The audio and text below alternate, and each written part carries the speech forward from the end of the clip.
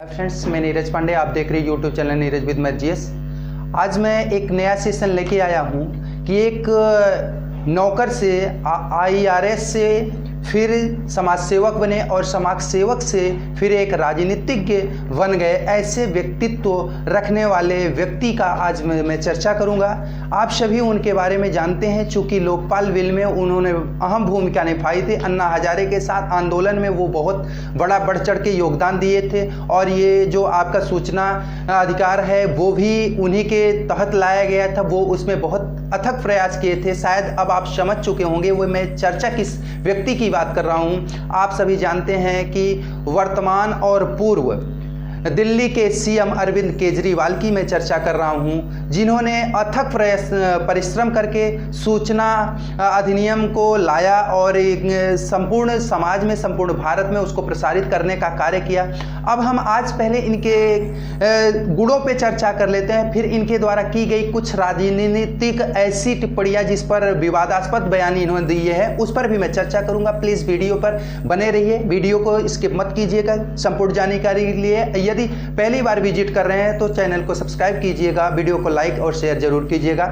देखिए मित्रों, ये क्या होता है कि 16 अगस्त 1968 को हिसार हरियाणा में ये जन्म लेते हैं और आगे बढ़ते हैं पढ़ाई लिखाई करके। 1989 में ये खड़गपुर से आईआईटी से स्नातक की उपाधि धारण करते हैं और इतने मेधावी छात्र थे कि 1992 में ही ये आईआरएस पास कर लेते हैं और इनको दिल्ली में कमिश्नर आयुक्त में क्या करते हैं, इनको नियुक्त कर दिया जाता है मित्रों। और ये आयकर आयुक्त के यहाँ नियुक्त होते हैं और वहाँ कार्य करते रहते हैं, लेकिन वहाँ पर व्याप्त भ्रष्टाचार और अनीतियों से ये इतने परेशान हो गए कि इनको लगा कि इसमें सुधार करना चाहिए और ये पद पे रहते हुए ही उसमें सुधार करने की पूर्ण कोशिश करने लगे। और यहाँ तक कि इन्होंने बहुत उसमें एक कह सकते हैं हद तक सफलता भी पाई और बहुत सारे परिवर्तन किए। लेकिन इनको 8 साल नौकरी करने के बावजूद ऐसा महसूस हुआ कि मुझे अब इन कामों से विश्राम लेकर के कुछ अन्य कार्य करने चाहिए। और फिर ये होता क्या है, 2000 से उस कार्य से निवृत्त होने की कोशिश करते हैं और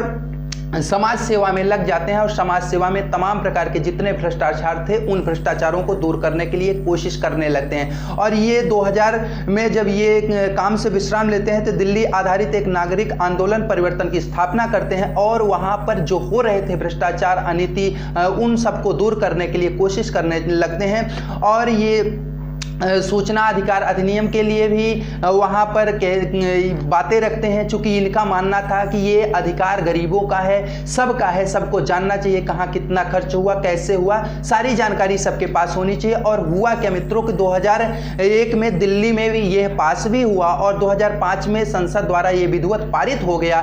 और फिर इन्होंने इसके लिए एक मुहिम छेड़ी कि यह संपूर्ण भारत में प्रसारित हो और 2006 में आरटीआई के लिए इन्होंने जागरूकता अभियान पूर्ण रूपेण प्रसारित करने लगे और 2006 में ये अपने पद से पूर्ण रूपेण इस्तीफा दे देते हैं और पद से ये मुक्त हो जाते हैं पूर्ण रूपेण से। ये नौकर से एक सामाजिक कार्यकर्ता बन जाते हैं और सामाजिक कार्यकर्ता के रूप में इन्होंने बहुत सारे कार्य करते हैं। जहां पर इनको लगता है कि कुछ गलत हो रहा है वहां पे ये हमेशा उस पर बात उठाते रहते। यहाँ तक कि तत्कालीन सरकार में बने रहे मनमोहन सिंह, जिस सरकार में कांग्रेस थे, उनकी जो मुखिया है सोनिया गांधी, उनके दामाद रॉबर्ट वाड्रा के विषय में भी इन्होंने बातें उठाई और उनके लॉन्ड्रिंग के बारे में जो वो भ्रष्टाचार किए थे उसकी खिलाफत की। उनके सरकार में ये सलमान खुर्शीद जो मिनिस्टर थे उनके भी विपक्ष इन्होंने आंदोलन छेड़ा और उनकी भी पोल खोली। इस प्रकार से ये सतत कार्य करते रहे और जितने भी भ्रष्टाचार थे भ्रष्टाचार को दूर करने के लिए कोशिश करते रहे। और मित्रों, इसी कोशिश के लिए इन्होंने कोशिश करी और आगे चल करके ये समझ लिए कि अब मुझे शासन अगर मेरे हाथों में आएगा तो ही मैं बृहद परिवर्तन कर सकता हूं, उसके बगैर मैं कुछ नहीं कर सकता हूं। तो उन्होंने किया क्या कि 2 अक्टूबर 2012 को राजनीति में अपना कदम रखा और उसी दिन से ये गांधी जी के टोपी को धारण कर लेते हैं, गांधी जी के विचारों के साथ ही आगे बढ़ने लगते हैं। और मित्रों, आप सभी जानते हैं जिस दिन संविधान बन के तैयार हुआ था 26 नवंबर 1949 को, उसी शुभ दिन पर इन्होंने 26 नवंबर 2012 को अपने पार्टी का गठन जंतर मंतर पे करते हैं और ये घोषणा कर देते हैं कि मैं अब एक आम आदमी पार्टी का गठन किया हूं, इसी को लेकर मैं आगे चलूंगा, इसी पर चुनाव लड़ूंगा और देश के लिए कुछ बेहतर करूंगा। और मित्रों, इनके बहुत सारे सहयोगी थे, उनके साथ ये करते हैं, आगे बढ़ते हैं और 2013 के विधानसभा चुनाव में इन्होंने चुनाव लड़ा और उस समय कई सालों से लगातार बनी शीला दीक्षित को बहुत ज्यादा वोटों के से अंतर से हराया और वहां ये ही नहीं मात्र हरा दिया बल्कि उनकी सीट भी छीन ली। वहां के मुख्यमंत्री के रूप में 49 दिनों की ये कुर्सी संभाले रहते हैं। लेकिन मित्रों, होता क्या है कि इनके पास पूर्ण समर्थन नहीं होता है, सिर्फ 70 में 28 सीटें इनके पास थी। ये लोकपाल बिल लाना चाहते थे ये, तो इसलिए कांग्रेस और इनके जो भाजपा थी दोनों ने विरोध किया और इनकी सरकार लगा कि ये बिल पास नहीं करा पाएंगे, इसीलिए इन्होंने क्षुब्ध होकर के अपने पद से इस्तीफा दे दिया। और उसके बाद पुनः 2015 में चुनाव होता है मित्रों। तो 2015 में इस प्रकार से ये परिवर्तन लाते हैं, ये क्रांति ला देते हैं कि 70 सीटों में इन्होंने 67 सीटों पर जीत हासिल कर दी और एक इतिहास रच दिया कि इतना सीट अभी तक शायद कोई नहीं पाया था। ये इतिहास रच देते हैं और पूर्ण जब समर्थित इनकी सरकार होती तो फिर ये सरकार में, और इनका ये भी बता दें कि जैसे ही सरकार में आए थे इनका एक अलग ही रवैया था। ये अपनी सिक्योरिटी वापस कर दिए, बिजली में 50% कटौती, मतलब जनता के लिए जिस प्रकार से जिस एम से ये आए थे उस एम से जनता के लिए कार्य करना भी प्रारंभ कर देते हैं। मित्रों, क्या है कि इन्होंने, जैसे आप सभी जानते हैं कि मोहल्ला क्लिनिक इनका बहुत ही पसंदीदा एक कार्यक्रम है। मोहल्ला क्लिनिक खुलवा देते हैं, बच्चों के लिए सरकारी स्कूल खुलवा देते हैं। देखिए, अन्य जगहों की सरकारों में ये है कि वो अगर सरकार विद्यालय में कोई कमी हो, पुलिस थाने में कमी हो तो पुलिस थाने के पुलिस को हटा दो, लेकिन या विद्यालय में कोई कमी हो तो विद्यालय के शिक्षक को हटा दो, बर्खास्त कर दो। लेकिन इनकी ये सोच मुझे भी भाती है कि अपने शिक्षकों को विदेशों में भेज के अच्छे जगहों पे भेज करके ये भेजते हैं कि आप ही पढ़ाओ, लेकिन आप वहां से जाकर के कुछ अलग चीज अचीव करके आओ और अलग अलग चीजें बच्चों को दीजिए। चूंकि जो हमारे बच्चे विदेश जाकर पढ़ते हैं, आप जाकर के उन बच्चों को ला करके वही चीज दीजिए। हमारे बच्चे विदेश की चीजें भारत में ही पा जाए, अच्छी चीजें। तो ये इनकी चीज मुझे अच्छी लगती, ये बात, इनका निर्णय अच्छा था। उसके बाद जैसे सरकारी स्कूलों का ये जीर्णोद्धार करते हैं, सरकारी स्कूलों में अच्छी अच्छी व्यवस्थाएं देते हैं बच्चों को पढ़ने के लिए, वहाँ टीचर्स स्मार्ट रूम वगैरह बनाते हैं। फिर महिलाओं के लिए ये फ्री कर देते हैं मेट्रो वगैरह, क्योंकि आप सभी जानते हैं दिल्ली में ज़्यादातर आबादी जो चाहे महिला हो चाहे पुरुष हो वो सब वर्कर हैं, काम करने वाले हैं, और काम करने वाले लोगों के पास 10,000 15,000 20,000 इससे ऊपर की आमदनी नहीं होती। उनके लिए, महिलाओं के लिए अगर ये फ्री व्यवस्था कर देते हैं तो उनका 1 2,000 4,000 जो भी बचत हो रहा है वो महिलाएं वो अन्य कार्यों के लिए लगा लेंगी। तो इससे गरीब जनमानस को क्या हुआ, बहुत ज्यादा बेनिफिट हुआ। उसके बाद मित्रों, गरीबों के लिए बिजली पानी ये सब व्यवस्थाएं ये फ्री की। चूंकि राहुल जी की एक ही बात थी कि चूंकि राहुल जी ने कहा था सरकार चलाने के 2 ही तरीके हैं। पहला तरीके या तो अमीरों को बहुत बड़ा फायदा पहुंचाया जाए, उनसे बहुत सारी फंडिंग ली जाए, या तो फिर गरीबों के साथ आप गरीबों का लाभ कीजिए। तो केजरीवाल के पास पता है कि अमीरों के पास वोट नहीं है, वोट से हम जीत नहीं सकते, इसलिए किसी जाति पाति का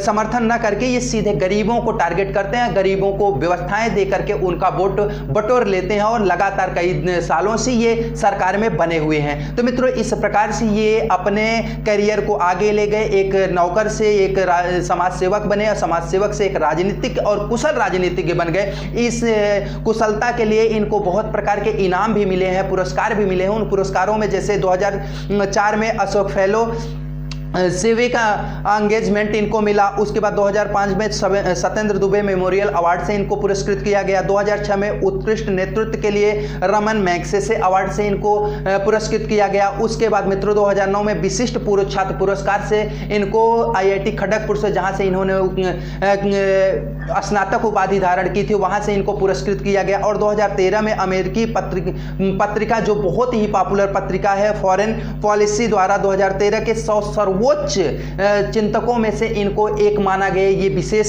इनके लिए एक उपलब्धि थी। और उसके बाद 2014 में प्रतिष्ठित टाइम मैगजीन द्वारा विश्व के सबसे प्रतिभाशाली व्यक्तियों में इनको स्थान दिया गया। तो इस प्रकार से इनको पुरस्कार भी मिले मित्रों। लेकिन ये आप सभी जानते हैं कि एक जो गोस्वामी तुलसीदास जी ने एक लाइन लिखी है वो बहुत सटीक बैठती है, प्रभुता पाहि काहि मदनाहि। वही चीज केजरीवाल के साथ भी हुआ। केजरीवाल जी भी ऐसा नहीं है कि अछूते रह गए। केजरीवाल जी भी जब तक एक नौकर थे, देखिए नौकर के पास क्या होता है, दबाव होता है, तो नौकर नौकर की तरह रहता है, तो उसको लगता है कि जैसे मैं और बड़ा होऊंगा तो बहुत सारा परिवर्तन करूंगा। लेकिन जैसे ही वो शासक बन जाता है वो तुरंत क्या करने लगता है, मनमानी करने लगता है, मतवाला हाथी बन जाता है। वही चीज हुआ क्या कि अरविंद केजरीवाल भी जी जब तक एक शासक नहीं थे तो शासन में परिवर्तन लाना चाहते थे, जनता के लिए बेहतर सोचना चाहते थे। लेकिन जैसे ही ये सत्ता में आते हैं, चूंकि जब तक ये अकेले थे तो ये सही कर रहे थे, लेकिन जैसे ही इनको 4 लोगों को लेके चलना हुआ तो ये एक राजनेता बन जाते हैं और राजनेता की तरह क्या करते हैं कि हर तरीके के लोगों को साथ रखना स्टार्ट कर देते हैं। मित्रों होता क्या है, जैसे मैं बात करता हूं कि इनके अजीज मित्र रहे ये कुमार विश्वास जी, उनसे ये घात करते हैं, उनको दूर भगाते हैं। उन्होंने इन्हीं के लिए एक पंक्ति भी लिखी दी थी कि साथ रहो तो सबसे सुंदर मौन रहो आभारी हैं। तो यहाँ क्या है कि अगर मौन रहो, उनके साथ रहो, तो जो वो कहें, गूंगे सिखा रहे मुझको कितना मुंह खोला जाए, इस प्रकार की कई सारी पंक्तियां इनके लिए लिख डाले हैं, तो ये उनको भगा देते हैं। उसके बाद मित्रों देखा जाए, जैसे इनके बहुत सारे ये भ्रष्टाचार के खिलाफ आए थे, भ्रष्टाचार को दूर करने के लिए आए थे, लेकिन इनके ही बहुत सारे ऐसे मंत्री हैं, ऐसे सारे कार्यकर्ता हैं जो बहुत सारे भ्रष्टाचारों में निलंबित हुए, बहुत सारे भ्रष्टाचारों में जेल गए। जैसे इनकी निशा हो गई, इनकी, और उसके बाद मनीष सिसोदिया हो गए, सत्येंद्र जैन हो गए, ये सब बड़े बड़े क्या हो गए, घोटालेबाज हो गए। इन्हीं के सरकार वाले, इनके कुछ सांसद भी घोटाला करके गए। तो देखिए क्या है कि ऐसे नहीं है कि ये अछूते हैं, ऐसे नहीं है कि इनके पास कोई गलत चीज नहीं। ये अन्य पार्टियों पे कहते हैं वो अन्य पार्टी छली है, कपटी है, दम्भी है, लेकिन ये चीज इनमें भी देखने को मिलता है। अगर हम बात करें मित्रों, जैसे जब तक इनको लगता था राम मंदिर का निर्णय नहीं आ पाएगा, बहुत सालों से निर्णय अटका हुआ था, तो ये राम मंदिर के लिए कहा करते थे अगर नेहरू जी ने स्टील प्लांट नहीं बनाया होता, आईआईटी नहीं बनाई होती, तो शायद सारे बच्चे बिना पढ़े रह जाते, इस मंदिर से काम चलने वाला नहीं। लेकिन जैसे ही मंदिर के लिए सुप्रीम कोर्ट का, सर्वोच्च न्यायालय का आदेश आता है कि अब वहाँ पे मंदिर बनेंगे और मुस्लिमों के लिए एक निर्धारित जमीन अलग से दे दी जाती है, दोनों पक्ष इसमें सहमत भी हो जाते हैं। जब देश में अमन चमन की स्थिति बनती है तो यही केजरीवाल उस समय क्या कहते हैं कि तुरंत परिवर्तन ले लेते हैं। उस समय दुहाई नहीं देते हैं हॉस्पिटल बनना चाहिए या मंदिर बनना चाहिए, तुरंत सब लोगों को बधाई देने लगते हैं और सभी लोगों को, दिल्ली वासियों को कहते हैं मैं फ्री निःशुल्क व्यवस्था, जैसे भव्य राम मंदिर का निर्माण हो जाएगा, मैं निःशुल्क क्या करूंगा, आप लोगों को वहां दर्शन कराऊंगा। देखिए यहाँ गिरगिट की तरह ये रंग अपना बदल रहे हैं कि एक चक्कर उसी का विरोध कर रहे हैं और एक चक्कर उसी का प्रशंसा कर रहे हैं। जैसे पहले बोले थे ना कि मैं नहीं चाहता कि किसी मस्जिद में मेरे राम जी बसे, इस प्रकार के इनके बयान थे। इनके मंत्री हैं मनीष सिसोदिया जी का एक बयान था कि अगर वहां पे मैं ये चाहता हूं दोनों अगर मजहबों के लोगों का संग मिल जाए, उनका अगर समर्थन मिल जाए, तो वहां एक यूनिवर्सिटी बनाई जाए जहां जिस पे हिंदू भी पढ़े, मुस्लिम भी पढ़े, सिख भी पढ़े, ईसाई भी पढ़े, देसी भी पढ़े, विदेशी भी पढ़े। लेकिन जैसे ही वहां पर राम मंदिर बनता है इन लोगों के रंगत बदल जाते हैं। तो यहां मुझे ये लगता है कि ये किसी धर्म जाति को भी टारगेट करते रहते हैं कि इनमें उन्माद फैलाया जाए, हमारे वोट बटोरे जाए। तो देखिए राजनीति ऐसी चीज ही है, जैसे ही जो व्यक्ति वहां पहुंचता है उसके क्या होते हैं, मन खटकने लगते हैं, वो सिर्फ कुर्सी दिखने लगती है, उसको देश नहीं दिखता है। अटल जी की बातें भूल जाते हैं कि उन्होंने कहा था कुर्सी रहे चाहे न रहे, देश रहना चाहिए। लेकिन इन लोगों को क्या लगता है कि कुर्सी रहे, देश रहे चाहे न रहे, मेरा कुर्सी रहना चाहिए, ये स्थिति बन जाती है। अगर और बात करें मित्रों, जैसे भ्रष्टाचारियों के लिए इन्हीं के तमाम नेता ऐसे हैं जो भ्रष्टाचारी हुए।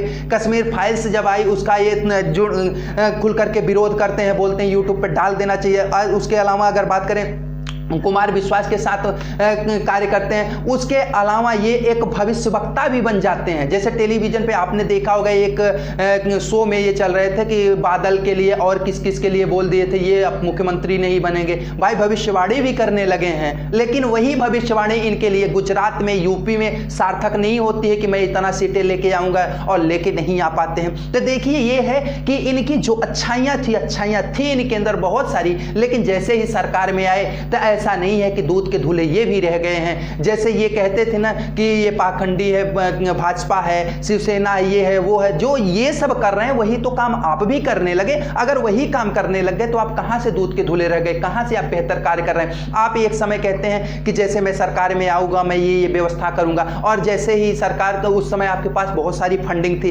लेकिन जैसे ही आप पुनः दिल्ली का सरकार संभालते हैं तुरंत आप केंद्र सरकार के पास पहुंच जाते हैं पैसे के लिए। तो देखिए, जब आपने घोषणा करी है तो कुछ तो आपके पास बैकअप होना चाहिए, उसके बाद में जाइए केंद्र के पास। तो ये तो सत्य है कि जहां ये हमेशा का नियम है कि अगर केंद्र में वही सरकार है, राज्य में वही सरकार, तो वहां थोड़ा सा परिवर्तन तो होगा ही होगा।